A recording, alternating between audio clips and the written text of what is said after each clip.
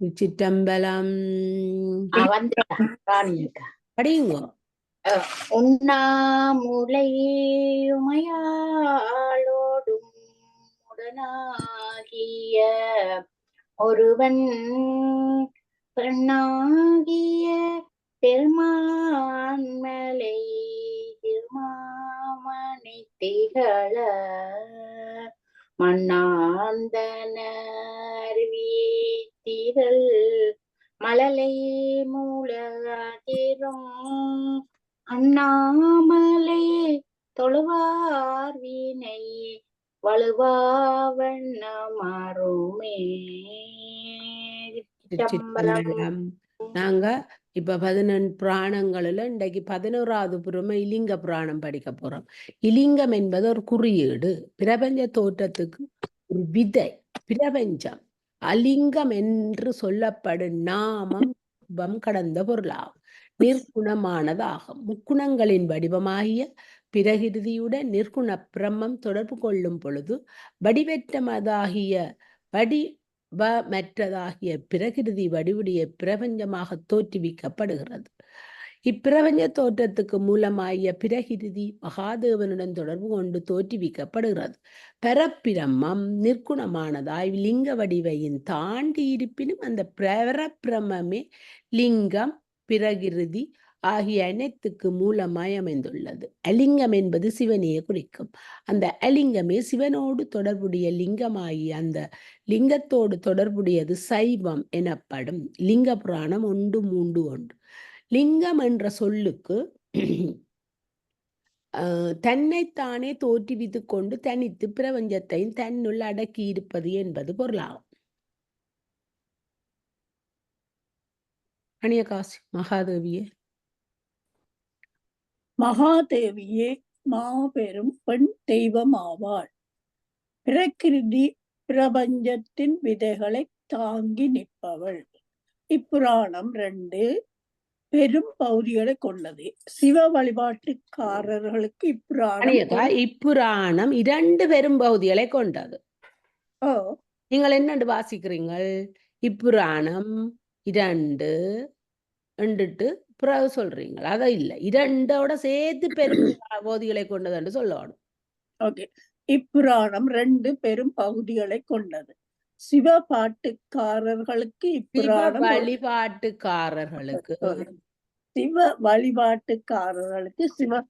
இப்புராணம் ஒரு கையேடே ஆகும்.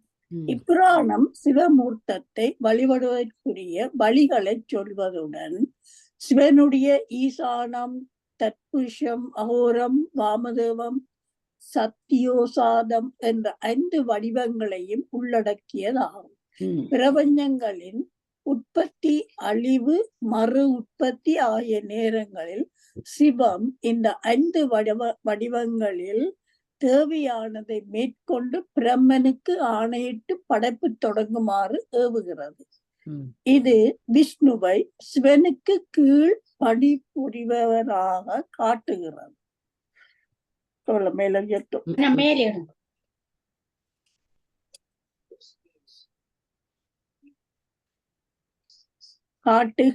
இன்று 11,000 பாடல்களுடன் காணப்படும் மூலமாக இருந்த பழைய லிங்க புராணம் இழக்கப்பட்டதை ஈடு செய்யும் முறையில் அமைந்துள்ளதாகும்.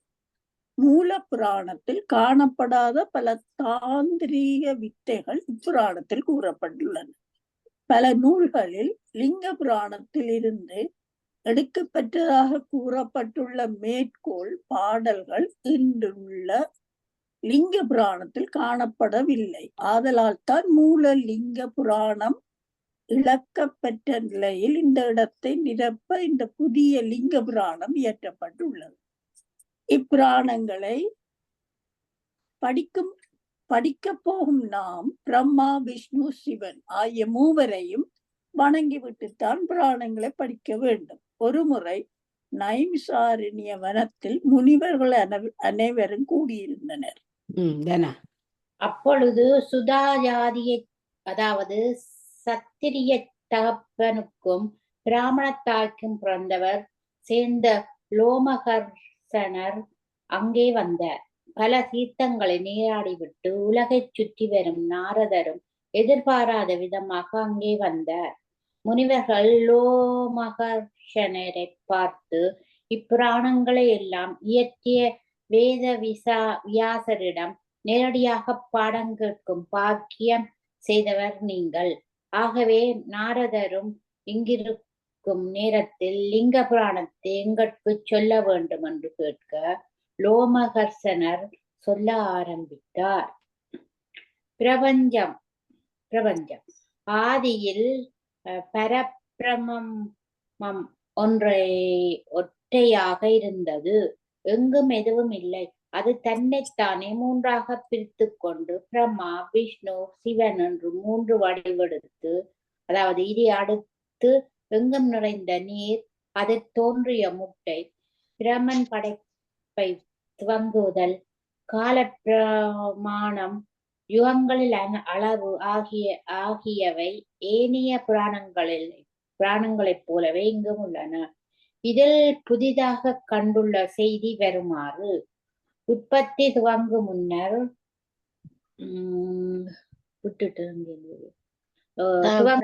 தமது வேலைப்பளு மிகுதியாக இருப்பதால் தமக்கு உதவி செய்யுமாறு பிரமன் சிவனை வேண்டிக் கொண்டார்.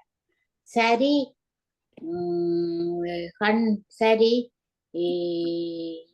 என்று ஒப்புக்கொண்ட சிவன் தன்னை போல 11 பேரை படைத்தார். இவர் என்ன செய்கிறார் என்பதை அறிந்த பிரமன் அதிர்ச்சி அடைந்து, நிறுத்துங்கள், உம்மை போல அழிவில்லாத சிரஞ்சீவிகளை படைக்க வேண்டும் என்று நான் கேட்டுக்கொள்ளவில்லை. நான் கேட்டது அழிகின்ற உடம்போடு கூடிய ஜீவராசிகளே ஆகும் என்று பிரம்மா சொல்ல, சிவன் படைப்பு தொழிலில்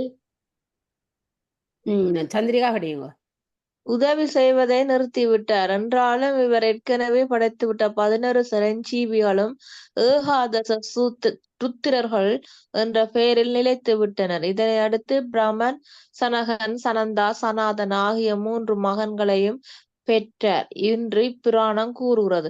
சனாத்குமாரன் என்ற 4வது பிள்ளையையும் பெற்றான் என்பதை மற்ற புராணங்கள் சொல்லுகின்றன. இதன் பிறகு 9 முனிவர்கள் சுயம்பு, மனு ஆகியோரின் தோற்றம் பற்றி ஏனைய புராணங்கள் போலவே லிங்க புராணமும் பேசுகிறது. யோகத்தின் இயல்பு, அதன் இலக்கணம், பயிற்சி முறை ஆகியவற்றை ஏனைய புராணங்களைப் போலவே லிங்க புராணமும் கூறுகிறது. சிவனுக்கு பசுபதி என்ற பெயர் உண்டு என்பதும், சிவன் கற்பித்த முறையில் யோகத்தை பயில்வது பாசுபத யோகம் எனப்படும். ஒவ்வொரு கல்பத்திலும் இந்த யோகத்தை கற்பிப்பதற்காக சிவன் யோகேஸ்வரன் என்ற பெயரில் வடிவெடுக்கிறார். இதுவரை நடைபெற்ற 28 கல்பங்களில் ஒவ்வொரு கல்பத்திற்கும் சுவேதா யோகேஸ்வரா, சுதார யோகேஸ்வரா, மதன யோகேஸ்வரா என்ற ஒவ்வொரு பெயர்களுடன் சிவன் வடிவெடுக்கிறார். ஒவ்வொரு முறை இவர் வடிவெடுக்கும் பொழுதும் இவருக்கு 4 சீடர்கள் உள்ளனர். ஒவ்வொரு கல்பத்தின் தொடக்கத்தில் உள்ள ஒவ்வொரு கல்பத்தின் தொடக்கத்தில் உள்ள துவாபர யுகத்தில் வேதவியாசர் என்ற பெயருடன் சிவன் வடிவெடுக்கிறார். 28 வேதவியாசர்களும் சில பெயர்கள் வருமாறு: சத்யா, பார்கவா, கிராது, அங்கீரா, வசிஷ்டா, அருணி ஆகியவை ஆகும். நான் படிக்கிறேன். லோமகர்ஷனர் மற்ற முனிவருக்குரிய இலிங்கம் பற்றிய கதை. பிரம்மா, விஷ்ணு இருவரும் இலிங்கத்தின் அடிமுடி தேடிய கதை முன்னரே சிவபுராணத்தில் கூறப்பட்டுள்ளது. இங்கு சொல்லப்பட்டுள்ள புதிய பகுதி வருமாறு: இலிங்கத்தினிடையே தோன்றிய சிவன் படைக்கும் தெய்வமாகிய பிரம்மனும், காக்கும் தெய்வமாகிய விஷ்ணுவும், அழிக்கும் தெய்வமாகிய நானும், அதாவது உருத்திரன் தான் இதை சொல்றார், நானும் ஒரே பரபிரமத்தில் இருந்து தோன்றியவர்கள் ஆவோம். நமக்கு சண்டை போட்டுக் கொள்ளுதல் தேவையில்லை. இலிங்கத்தில் இருந்துதான் அனாதியான முட்டை தோன்றிற்று என்று கூறிவிட்டு லிங்கத்தில் தோன்றிய சிவன், பிரம்மா, விஷ்ணு ஆகிய இருவருக்கும் சிவகாயத்ரி உபதேசம் செய்தார். பிரமனும் விஷ்ணுவும் நைமிசாரண்ய வனத்தில் முனிவர்கள் லோகமர்ஷனரை பார்த்து படைத்தல், காத்தல், அழித்தல் ஆகிய முத்தொழிலை செய்யும் பிரம்மா, விஷ்ணு, சிவன் ஆகிய மூவரும் பிரம்மாவை மட்டும் இப்படி வரைகள் இந்த சிவன் எங்கட முழு முதல் கடவுள் அல்ல, இவர் குனி உருத்திரன் என்றுதான் எடுக்க வேணும். அப்ப சிவன் தான் முழு முதல் கடவுள். அப்ப இது இப்படி பிரம்மா விசலோட விஷ்ணு சேர்ந்து வரைக்க வந்தால் அவர் குனியுருத்திரன், மகா உருத்திரன் அல்ல. மகா உருத்திரன் தான் எங்களுடைய சேர்மான். பிரம்மாவை மட்டும் விஷ்ணுவின் பிள்ளை கூறுகிறாலே அது ஏனென்று கேட்க லோகமர்ஷனர் கூற ஆரம்பித்தார். முன்னொரு காலத்தில் பிரபஞ்ச உற்பத்திக்கு முன்னர் எங்கும் நீரே நிறைந்திருந்தது. தண்ணீரின் மேல் படுத்திருந்த நாராயணன் பொழுது போகாமல் என்ன செய்வதென்று தெரியாமல் தவித்துக் கொண்டிருந்தார். அப்பொழுது அவர் தம்முடைய கொப்பிளை பிடித்து விளையாடி கொண்டிருந்தார். திடீரென்று ஒரு மாபெரும் தாமரை பூ கொப்பிளி நின்று வெளிப்பட்டது. அந்த இதழின் நடுவே பிரம்மன் கம்பீரமாக அமர்ந்திருந்தார்.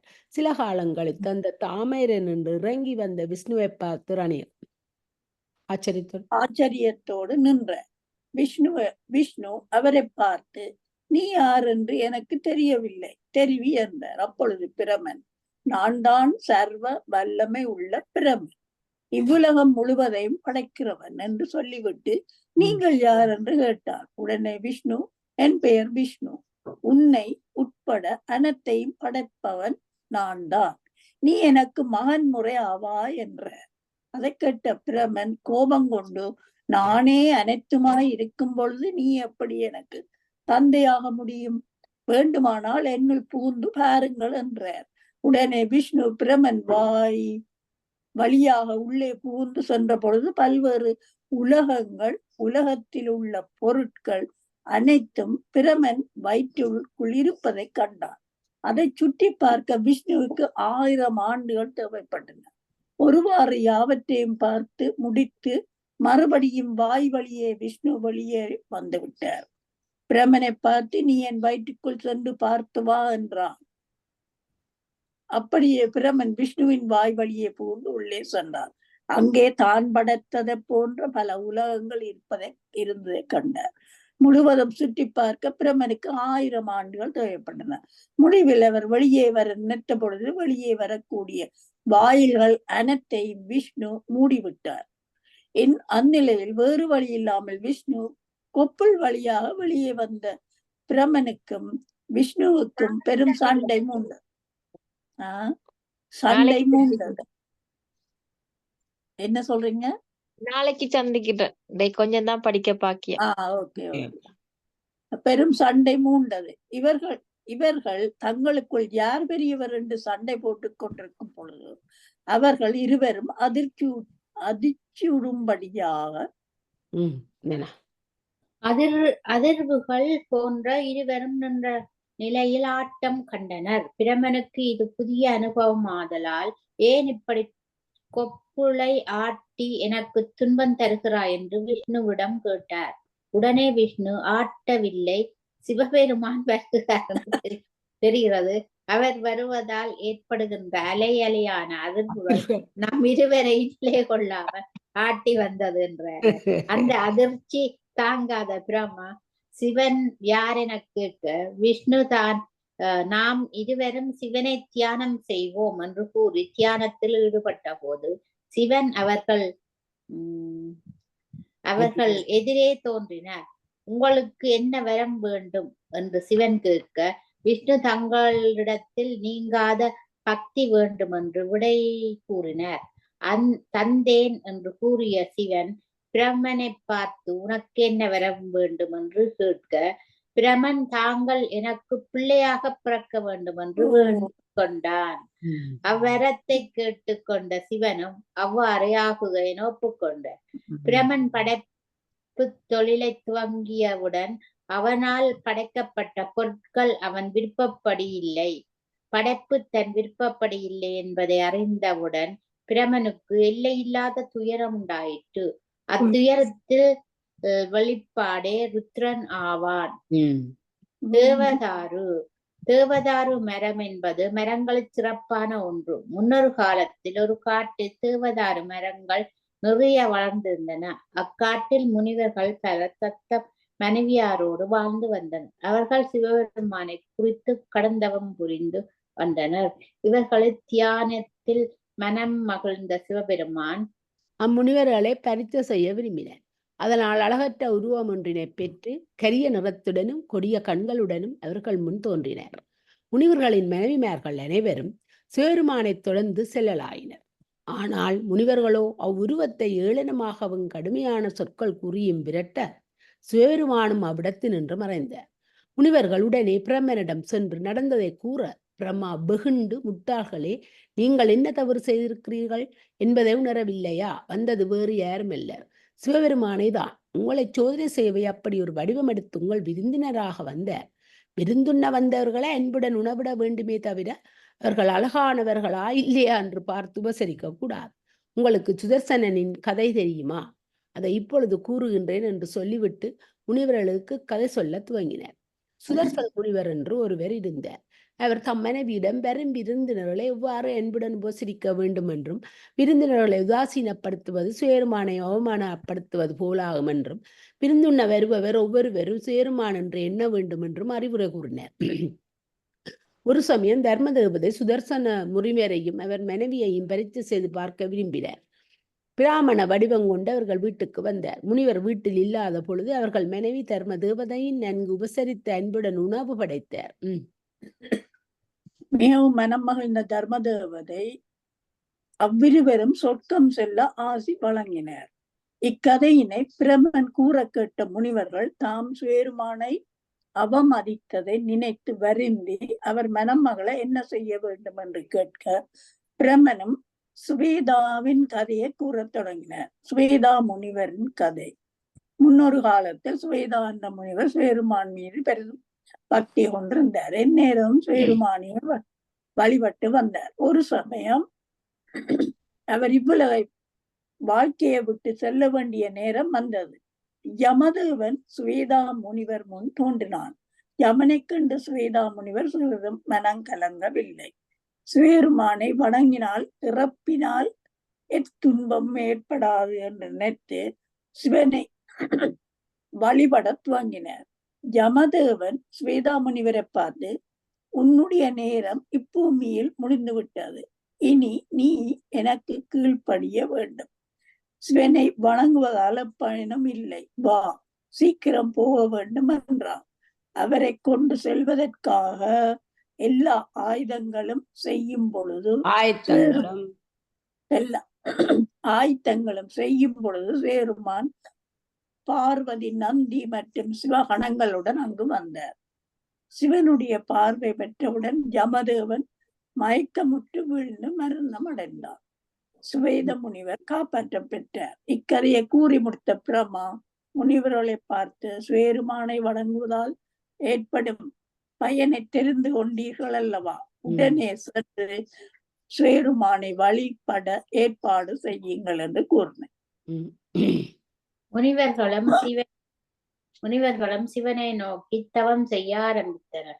ஒரு வருடம் கடுமையான தவத்திற்கு பிறகு அவர்கள் முன் சிவபெருமான் தோன்றினார். கடுமையான ஒளிகளும் சாம்பலை உடல் மீது பூசிக்கொண்டு அழகற்ற உருவத்துடன் தேவதாரு மரங்கள் நிறைந்த காட்டில் இங்கும் அங்கும் உலாவினர். முனிவர்களும் இம்முறை சிவபெருமானை தெரிந்து கொண்டு தம் மனைவியாருடன் மலர்களால் நர்த்தித்தனர். சிவபெருமான் மனம் மகிழ்ந்து அம்முனிவர்களுக்கு நல்ல அறிவுரைகள் கூறினார். அவற்றுள் சாம்பல் பற்றியும் அதன் சிறப்பு பற்றியும் அவர்களுக்கு அறிவுரை கூறினார். ததீசி கதை. ததீசி என்ற பிராமணனும் கபா என்ற அரசனும் நண்பர்களாயிருந்தனர். கபா சத்திரியனாகவும் ததீசி பிராமணனாகவும் பிறந்திருந்தாலும் இருவரும் இணையற்ற அன்பு கொண்டு வாழ்ந்து வந்தனர். ஒரு முறை பிராமணன் சத்திரியன் உயர்ந்தவனா என்ற வாதம் இவர்களுக்குள் தோன்றி அந்த வாச்சண்டை கச்சண்டையாக மாறிவிட்டது. ததீசி என்ற பிராமணன் தான் பிராமணன் என்ற கர்வம் கொண்டு தான் யாரை வேண்டுமானாலும் எதுவும் வேண்டுமானாலும் செய்யலாம் என்று நினைத்தான். கபாவை பொறுத்த மட்டில் முன்னொரு காலத்து தேவாசுர யுத்தத்தில் தேவர்களுக்கு உதவி செய்த காரணத்தால் இந்திரனிடமிருந்து வந்த வஜ்ராயுதம் கபாவுக்கு பரிசாக கிடைத்தது. அந்த ஆயுதத்தை கொண்டு எதிரே இருந்த பிராமணன் மண்டையில் அரசன் அடித்தான். பிராமணன் உடம்பு இரண்டாக பிளந்தது. ஆனால் அவன் சாவதற்கு முன் தன்னை காப்பாற்றும்படி சுக்கிராச்சாரியாரை வேண்டிக் கொண்டு இறந்தவர்கள் எழுப்பும் மிருத்யம் சஞ்சீவினி என்ற மந்திரம் சுக்கராச்சாரியார் ஒருவருக்கே தெரியும். பிராமணன் சாகும் முன் சுக்கராச்சாரியாரை வேண்டிக் கொண்டபடியால் அங்கு தோன்றிய அசுர குரு இரண்டாக பிளந்து கிடந்த பிராமணன் உடம்பை ஒன்றாக ஆக்கி அதற்கு உயிரும் கொடுத்தார். அம்மட்டோடு இல்லாமல் பிராமணரே, மிருத்த சஞ்சீவினி மந்திரத்தை சிவனிடமிருந்துதான் கற்றுக்கொண்டேன். நீயும் சிவனை நோக்கி தவம் செய்து மந்திரத்தை கற்றுக்கொள்வாயாக என்று கூறினான். சுக்கராச்சாரியாரின் அறிவுரையை கேட்ட ததீசி சிவனை நோக்கி கடுந்தவம் புரிந்தான். சிவன் எதிர்பட்டவுடன் உனக்கு என்ன வரம் வேண்டும் என்று கேட்க 3 வரங்கள் பெற்றுக்கொண்டான். அவையாவன: முதல் வரத்தின்படி ததீசா பெரும் செல்வனாக ஆயினான். 2வது வரத்தின்படி ததீசாவின் எலும்புகள் வச்சிராயுதத்தின் வலிமை பெற்றன. 3வது வரத்தின்படி யாரும் தன்னை கொள்ள முடியாத சக்தியையும் பெற்றான். இவ்வரங்களை பெற்ற ததீசி கபாவிடம் சென்று அவனை எட்டி உதைத்தான். உடனே கபா தன் கையில் இருந்த வச்சிராயுதத்தை ததீசியின் மேர்வை நோக்கி அடித்தார். ஆனால் என்ன அதிசயம்! வச்சிராயுதம் இரும்பில் பட்டு தெரித்தது போல் கணீர் என்ற சப்தத்துடன் கீழே விழக்கண்டான்.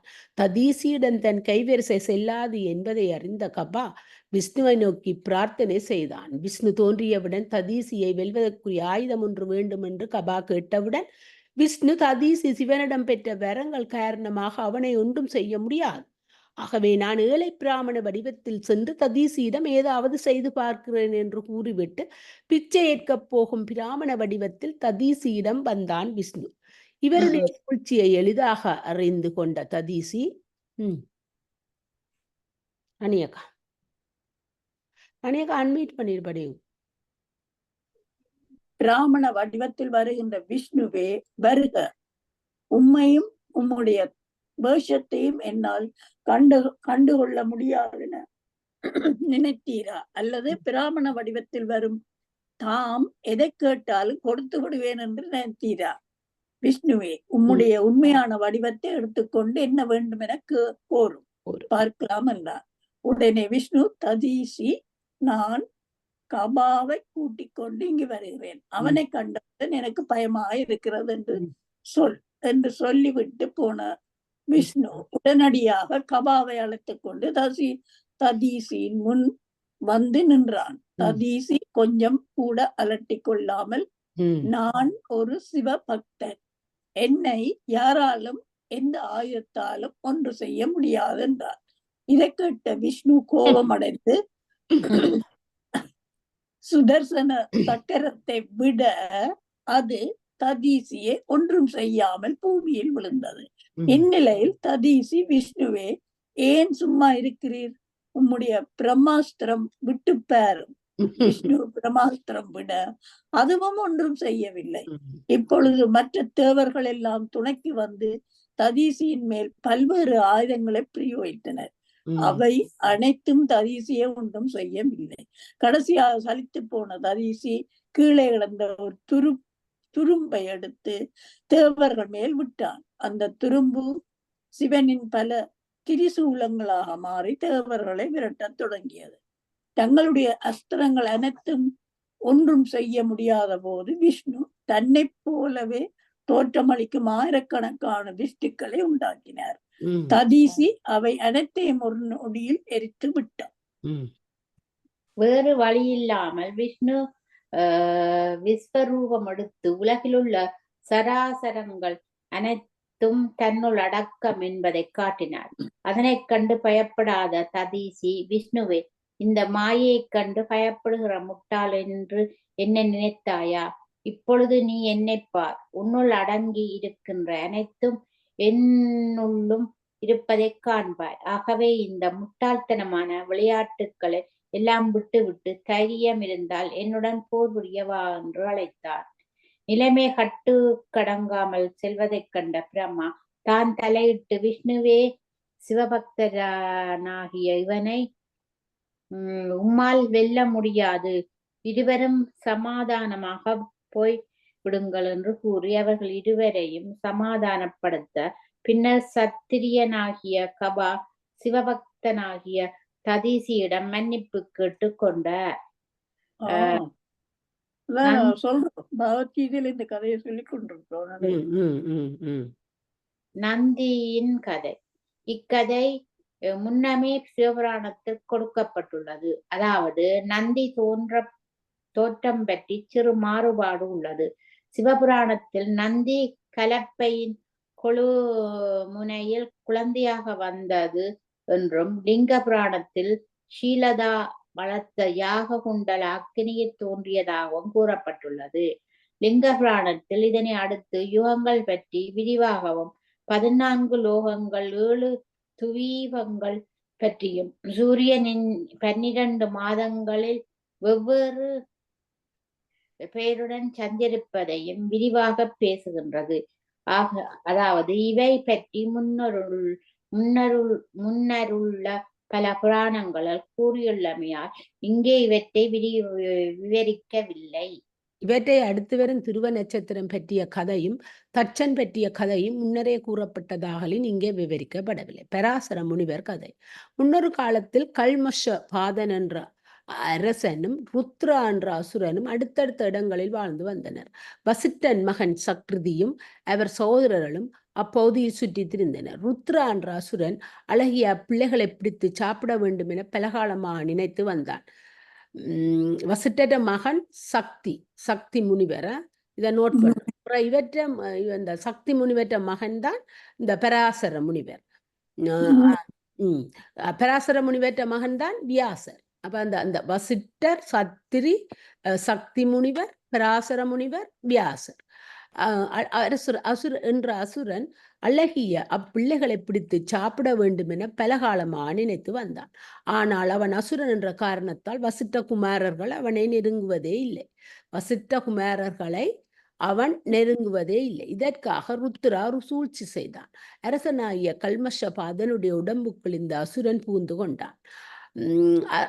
அரசனிடத்தில் அடிக்கடி வந்து போகும் பழக்கமுள்ள வசிட்ட குமாரர்கள் இப்பொழுது நாங்கள் பார்க்க வரும் அரசன் கல்மஷபாதன் பழைய கல்மஷபாதன் அல்லன், அவ்வுடம்பினுள் ருத்ரா என்ற அசுரன் ஒளிந்திருக்கிறான் என்பதை அறியாத குமாரர்கள் அப்பாவித்தனமாக அரசனிடம் வர அவனுள் இருந்த ருத்ரா என்ற அசுரன் அவர்கள் 100 பேரையும் பிடித்து தின்றுவிட்டான்.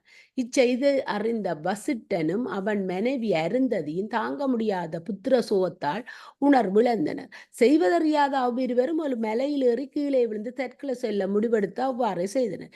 இவ்வளவு நல்ல ஒரு முனிவரும் கற்புக்கரசியான அருந்ததியும் அநியாயமாக சாவதை பூமி தேவி ஏற்கவில்லை. எனவே கீழே விழுகின்ற இருவரையும் பூமி தேவி தாங்கி பிடித்து அவர்களை நிறுத்தி அவர்கள் செய்வது தவறு,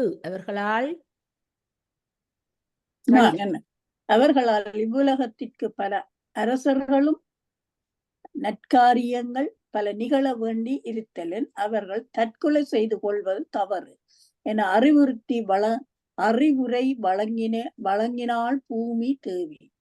அதே நேரத்தில் தின்னப்பட்ட வசிட்டன் மூத்த மகன் சத்திரியின் மனைவியாகிய அத்திரிஷ்யந்தி ஓடி வந்து மாமனை வணங்கி, உங்கள் பேரனை வயிற்றில் சுமந்து கொண்டிருக்கிறேன். இந்நிலையில் என்னை அனாதியாக விட்டு நீங்கள் இறப்பது சரியென்று இந்த பிள்ளையை வளர்த்து ஆளாக்கி பெரியவனாக்க வேண்டியது உங்கள் கடமை அல்லவா என்று கூறியவுடன் வசிட்டனும் அவன் மனைவியும் தங்களிடத்துக்கே திரும்பிவிட்டனர். உரிய காலத்தில்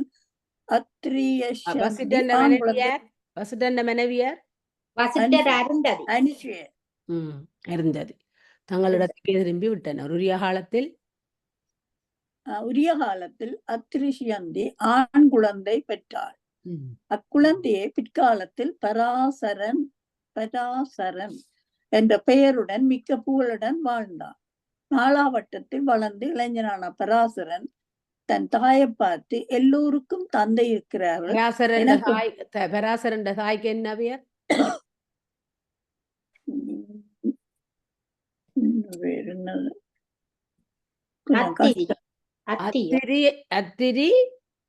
அத்திரியே இல்ல, இஞ்ஞால வருது அத்திரி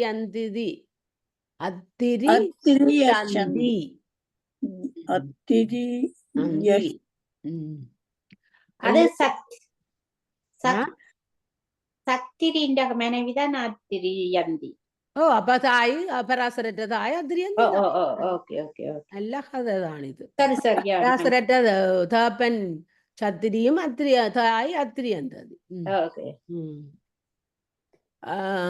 சத்திரி எல்லோரும் இறந்துட்டார். ஆ அவர் இறந்துட்டார். என்ன சத்திரி எல்லோரும் தந்தை இருக்கிறார்கள், எனக்கு மட்டும் இல்லையே என்று ஏன் என்று கேட்ட பொழுது தாய் அத்திரி சந்தி நடந்தவற்றை கூறினாள். உடனே அந்த பெரிய குழந்தையாகிய பராசரன், நான் சிவனை குறித்து தவம் செய்ய போகிறேன், சிவனிடம் வரங்கள் பெற்று ராட்சர்கள் வாழ் 3 உலகங்களையும் அழித்து விடுவேன் என்று கூறினார். இதை அறிந்த வசிட்டர் அவனை அழைத்து, பராசரா, இத்தகைய கொடுமைகள் உலகத்தில் எப்பொழுது நடந்து கொண்டுதான் இருக்கின்றன. யாரோ ஒருவன் தவறிழைக்க அதனால் யாதொரு குற்றம் செய்யாத அனைவரையும் அழிப்பேன் என்று கூறுவது தவறாகும். சிவனை நினைத்து தவம் செய்து ஆற்றலை பெற்றுக் கொள்வதில் தவறில்லை. ஆனால் அந்த ஆற்றலை தவறான வழியில் பயன்படுத்தி அதுதான் கூடாது என்று கூறினார். அதனை ஏற்றுக்கொண்ட பராசரன் சிவனை நினைத்து தவம் செய்தான். இவன் தவத்தில் மகிழ்ந்த சிவன் மிக அற்புதமான பல வரங்களை தந்தார். தவத்திலிருந்து மீண்ட பராசரன் தன் தந்தையை கொன்ற உருத்திரன் என்ற அரக்கனை தேடி அலைந்தான். அவன் கிடைக்காதால் கண்ணில் பட்ட அரக்கல் அனைவரையும் எரித்து கொன்றான். இதை அறிந்த வசிட்டர் பராசரனை அழைத்து, உன் அழிவு வசிட்டருக்கும் பராசரனுக்கும் என்ன தொடர்பு? பேரன். உன் அழிவு வேலையை அழிவு வேலையை இத்துடன் நிறுத்து. உன் தந்தை ஒரு அரக்கனால் கொல்லப்பட்டான் என்றால் அது உன் தந்தையின் தலையை எழுத்து. அதற்காக கண்ணில் பட்ட அரக்கர்களை எல்லாம் அழிப்பது நியாயமில்லை. அரக்கர்களும் கடவுளால் படைக்கப்பட்டவர்களே. அரக்கர்கள் மனிதர்களாகி இருவரும் இது எதுக்கு உதாரணம்? எங்கட நாட்டுல இந்த ஆமிக்காரன் யாரையோ ஒரு ஆளை அங்கேயோ சுட்டு போட்டான்ன்றக்காண்டி எங்கட முழு தமிழரும் முழு சிங்களவர்லையும் கோவம். அது இதுக்கு ஒரு நல்ல உதாரணம். வேற வசிட்டர் என்ன புத்தி சொல்றார்? உண்ட சந்தைய ஒரு அரக்கன் கொண்டு விட்டான்ன்றதுக்காண்டி நீ காண்கிற அரக்கன் எல்லாரையும் கொள்ற, அதை நிப்பாட்டன்னு சொல்றார் வசிட்டர். என்ன புத்திமதி பராசரருக்கு? அது எங்கட நாட்டுல இருக்குது. ஒரு ஆமிக்காரன் யாரையோ கொண்டுட்டான்ன்றதுக்காண்டி முழு சிங்களவரையிலையும் கோவமா இருப்பினம் எங்கடைய ஆக்கள் தமிழர்கள். ஒரு கூடாத வேலை. இது நல்ல உதாரணம். எனக்கு நல்லா பிடிச்சோண்டுச்சு இந்த வசனம்.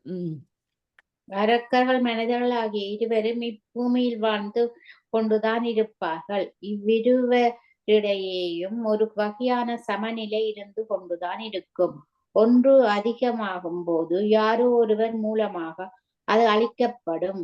இப்பொழுது நீ இந்த சமநிலையை குலைக்கும் முறையில் அதிகமான அரக்கர்களை கொன்று விட்டாய். ஆகவே இத்துடன் அழிவு வேலையை நிறுத்திக் கொள்கின்றார். இந்த அறிவுரையை கேட்ட பராசரன் வேத சாஸ்திரிகள் பயின்று மிகவும் பெரிய அறிஞராக மாறினான். புராண சம்ஸ்கிருதை விஷ்ணு புராணம் இரண்டையும் இயற்றி பெருமை இயற்றிய பெருமை பராசரன்.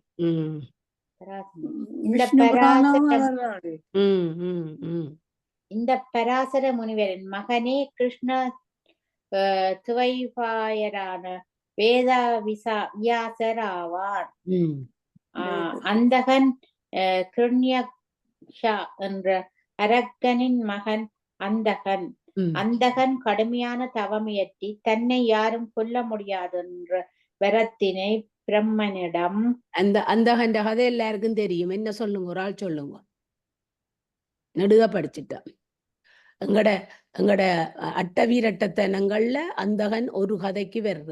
நாங்கள் அது நெடுக படிக்கிறாங்க, நெடுக கேள்வி கேட்கிறாங்க.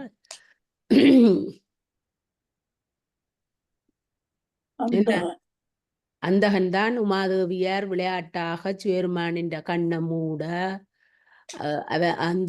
அந்த கண் இருண்ட நேரம் உலகமெல்லாம் இருண்டோடனே சேர்மானுக்கு கோபம் வந்தோடனே அந்த கோபத்தில இருந்து என்ன அவருக்கு வியர்வை வந்த அந்த வியர்வையிலிருந்து வந்தவன் தான் அந்தகன்.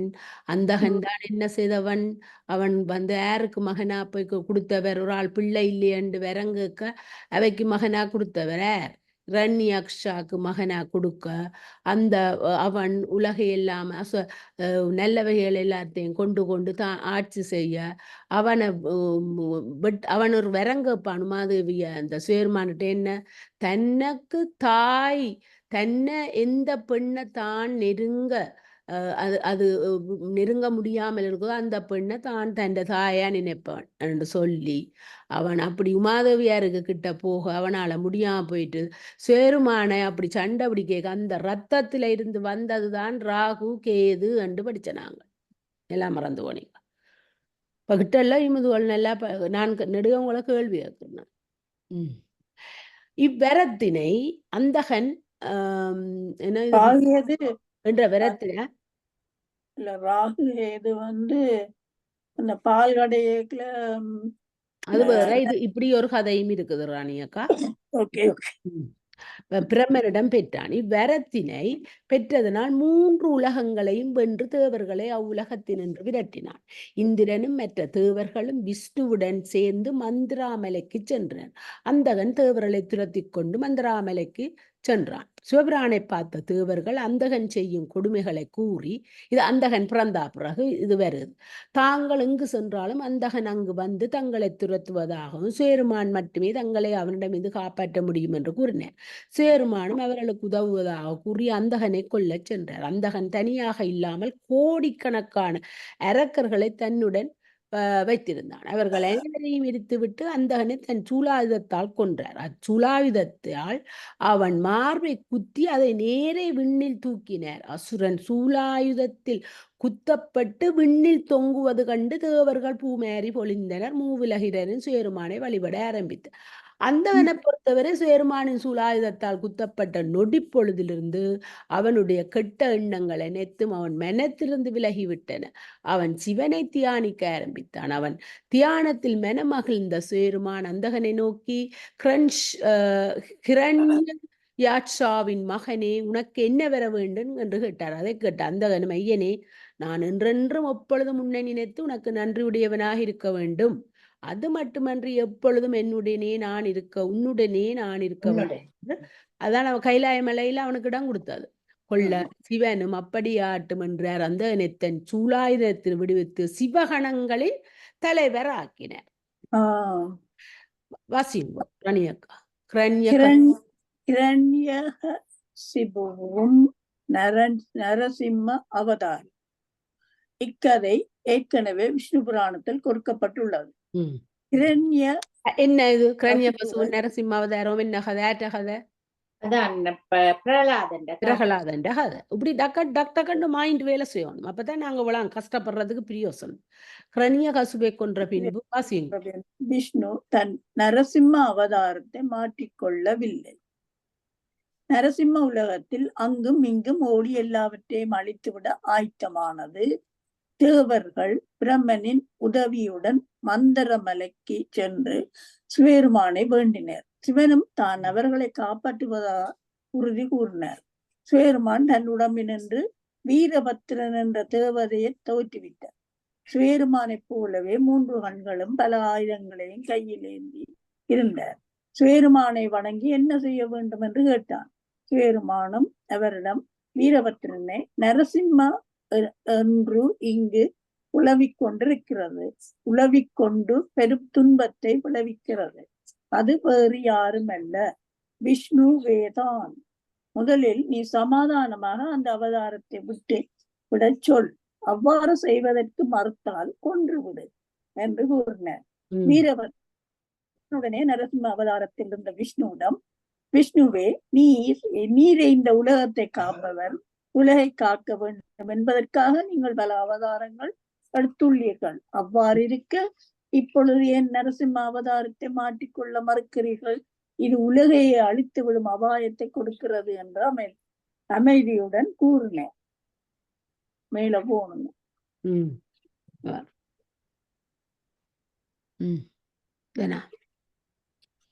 இதை கேட்ட விஷ்ணு கோபத்துடன், எனக்கு புத்திமதிகள் சொல்லுவதற்கு நீ யார்? நீ வந்த இடத்திற்கே திரும்பிப்போ. நான் இவ்வுலகை அழிக்கப் போகின்றேன். நான் எல்லாவற்றிற்கும் தலைவனாவேன். இவ்வுலகை உண்டாக்கிய பிரம்மா என்னிலிருந்து பிறந்தவன். ஆதலால் இவ்விடத்தை விட்டு அகன்று விடு என்று வீரபத்திரரிடம் கூறினார். வீரபத்திரன் உடனே, நீ சிவபெருமானை மறந்து விட்டாயா?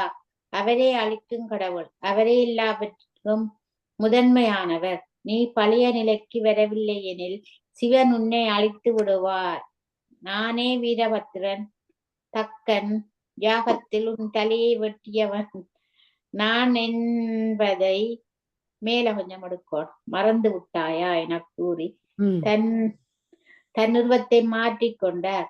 மாறும் பறவையைச் சேர்ந்த வடிவம், அதாவது சரவமூர்த்தி எடுத்து நரசிம்மத்தை தாங்கி வானில் எறிந்தார்.